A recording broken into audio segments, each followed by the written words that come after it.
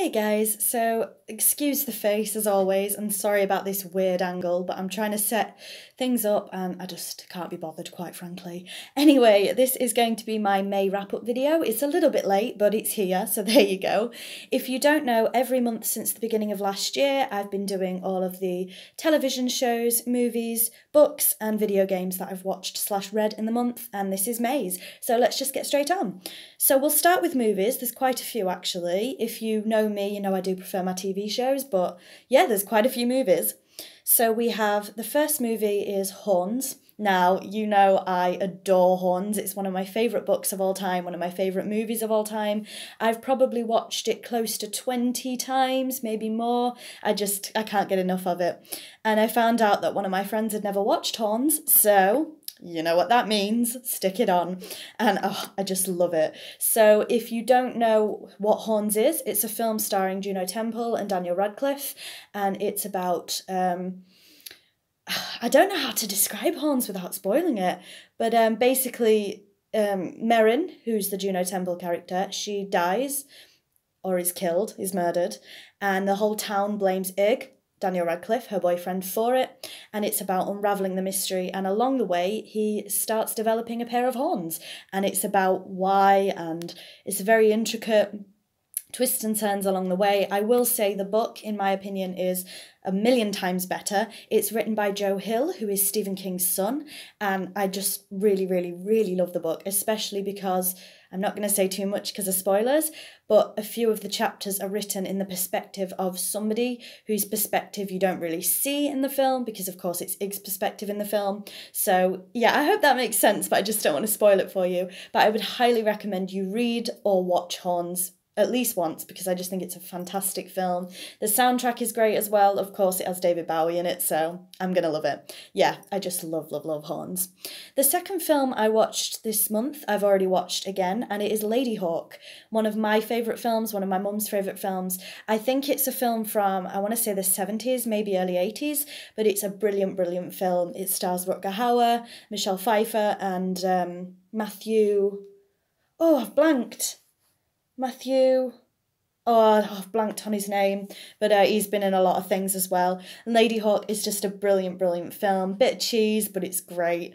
That's about a guy who turns into a wolf at one point and a woman that turns into a hawk, Lady Hawk, and they do it at different times of the day, so they can't interact with each other. It's like a curse. They love each other, but they can't ever be with each other, and it's about solving that, breaking that, and it's just brilliant. The next film I watched, again, is another film that I've seen before. It's not new by any stretch of the imagination, and that is the live-action remake of Beauty and the Beast. It just happened to be on TV, I believe, so I just watched it. I do enjoy Beauty and the Beast. I went to the cinema to see it when it first came out. I do have my gripes with it, but overall I really enjoy it as a live-action Disney film. And the song Evermore is one of my favourite Disney songs of all time. I really wish it had made it into the original. Unfortunately it didn't, but luckily we got to hear it in the remake. Next up, I watched the original version of It. Again, I have seen that before, and what can I say? I do love the original. I've not seen the remake of it yet at all, so that's something I need to do. But It, Killer Clown, what more do you need to know? And of course, I do love my Stephen King. Although it is a book that I haven't read, so maybe I need to. Next up, again with Stephen King, there is a film on Netflix, I don't know if it's a Netflix original, called 1922. Now, again, I watched this with the same friend. I thought I would enjoy it because I love Stephen King. I think it's bloody terrible, I'm not going to lie to you. I thought it was awful. In fact, I don't think we finished it. It's not often that I put a book down or stop a TV series or stop a film, because I believe you can only judge it if you've watched it all the way through. This one I just couldn't. I thought it was awful. So sorry about that, Stephen King and Netflix, but I thought it was terrible. Maybe the book is better. Then again, it's not really a movie, but I've put it in this category. I watched Abducted in Plain Sight again. This is my third run through of it, I think, just because the same friend said they hadn't seen it, so they were seeing it. And I don't even want to talk about Abducted in Plain Sight. I don't think I'm going to watch it again. It's a documentary based on a real story, a true story that sounds fake but is true, and it's just crazy mess, and yeah, I'm not even going to talk about it. And the final film that I watched this month is American Pie: The Wedding. You know me, American Pie is one of my guilty pleasures, but I'm not guilty about it. I just love American Pie. I am the female version of Stifler. I love American Pie. So apart from the awful 1922, which I didn't finish, I haven't watched any new movies this month, or last month I should say.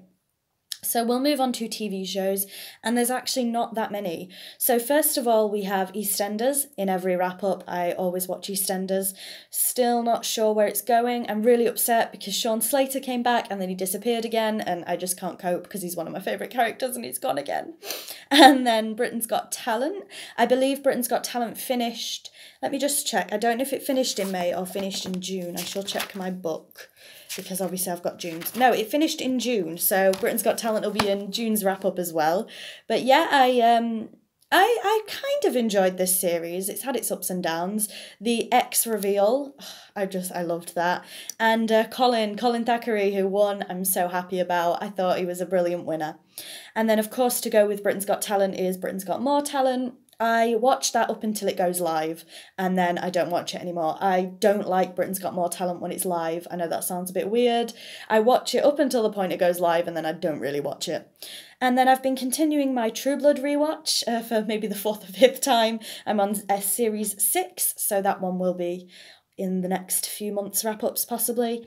And then Game of Thrones started and finished. Well, it didn't start in May, I don't believe. It started in April, did it? Yeah, I think the end of April. I can't even remember now. Game of Thrones, what can I say? I'm not going to say too much because I don't want to spoil it for anybody. I thought episode 3 was phenomenal. One of the best things I've ever seen on television. I just loved everything about episode 3, especially, I won't say spoilers, so don't worry, but a particular scene at the very end, the soundtrack behind that was phenomenal. The guy who did the soundtrack for Game of Thrones, is it Ramandajali or something like that? Phenomenal. And then the last episode, I hated it. And it's put me off doing a rewatch because I just don't like how it ends. There's standout moments in the series, in the this particular series, there's some real standout moments, but overall I am disappointed with how it ended. I know a lot of people are, but you can't please everybody, I know that, so let's just move on from there. Then I watched with same friend Rilakuma, I can't even say it, Rilakuma and Cairo, oh, people are going to kill me, but it's on Netflix and it's just a light-hearted, funny stop motion animation type thing, Japanese, with a little bear, and it's just all sorts of kawaii and cutesy. Not really my thing, but it was cute and I enjoyed it.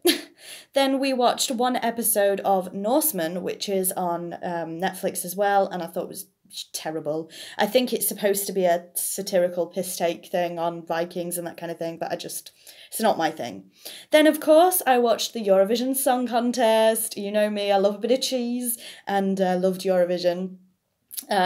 What can we say? Madonna's performance was a bit shocking, but as were some of the contestants, quite frankly. But, you know, Eurovision, Graham Norton's commentary, come on, it's fantastic. Then the last thing that I watched was something to do with Game of Thrones on TV. It was Game of Thrones Greatest Moments. So, obviously, what it says on the tin, the greatest moments of Game of Thrones. And the episode finale wasn't one of them. Moving on to books, I finally read Gerald's Game. I have to be honest, I thought I would enjoy it more because, as you guys know, if you've been watching my wrap-ups, I have watched Gerald's Game at least 4 times, maybe 5 now, and I adore the film. So I thought, being a Stephen King fan, I'll like the book, and I liked it, but I didn't love it. There was something missing for me. I don't know. Maybe I should have read the book before watching the movie, but I don't know. There was just something missing. It's been quite a slow book month for me, to be fair. Then I just read a book of nursery rhymes, which was given to me by a friend. What can I say? I do love nursery rhymes. And the only other book really that I've read, and don't judge me for this, I picked up 50 Shades of Grey again to give it another read, because I'd only read the book once, and I thought, maybe I was too harsh on it the first time around because I thought it was terrible. I thought maybe I was too harsh on it, so I thought I'll pick it up again, give it another go. Safe to say it'll be going to the charity shop because it's still just as terrible, if not more terrible than it was the first time around. I thought I'd cut it a bit of slack and give it another go, and I regret my decision. It's shockingly bad. So moving on to video games, and there's only two here. It's Spyro Reignited. I played through that again. I'm a bit obsessed. I don't know. I love Spyro. And The Sims 4, where I have restarted The Sims 4 because I'm doing the 100 baby challenge, which is going about as well as to be expected. Don't ask. I don't know why I decided to do the 100 baby challenge, but I thought I need a challenge on The Sims because I'm fed up of playing the same thing over and over, and I chose that. So yeah, just don't ask. And that's it. That's everything that I've watched/read this month. I hope you enjoy this wrap up. Sorry if it's a little bit longer. Please don't forget to like, comment and subscribe if you like this kind of thing, and I'll see you all soon. Bye bye.